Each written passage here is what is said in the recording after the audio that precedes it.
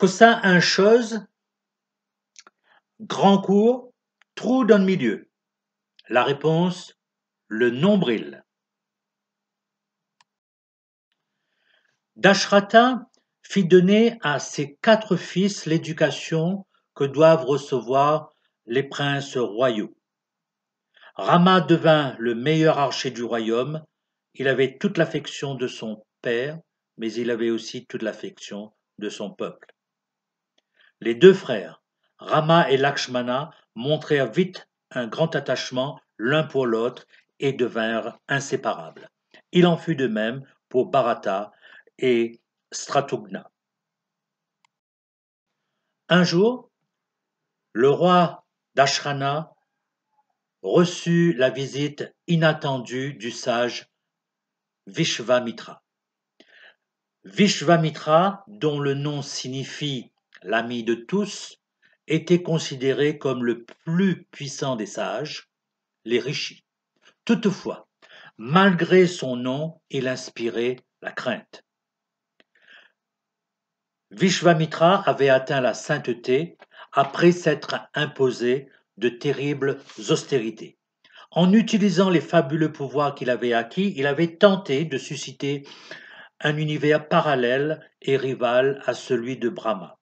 Il était déjà parvenu à créer de nouvelles constellations quand les dieux, inquiets, arrêtèrent ses entreprises menaçantes.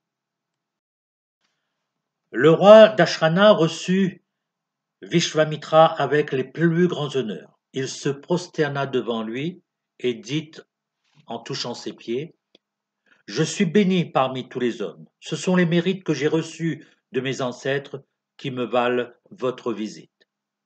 Je puis vous obliger. Donnez-moi vos ordres et je m'engage à vous obéir. » Vishvamitra répondit, « J'ai commencé un sacrifice, mais 2 puissants démons, Marisha et Tataka, m'empêchent de l'achever en jetant des immondices sur le feu sacrificiel. Ces ennuis prendront fin si vous me confiez Rama, l'aîné de vos fils. Sous ma protection, il prendra une stature princière. Il est capable de venir à bout de ces démons et son nom n'en aura que plus de lustre. Il vous suffit de me confier Rama pour quelques jours. » Le sage sentit que Dashrata allait refuser. « N'éludez pas ma demande et tenez la promesse que vous venez de me faire spontanément. » Dashrata, tremblant de peur, resta stupéfait. Bien sûr, il ne s'attendait pas à une telle demande. Il faut tourner 7 fois sa langue dans sa bouche avant de parler, dit-on.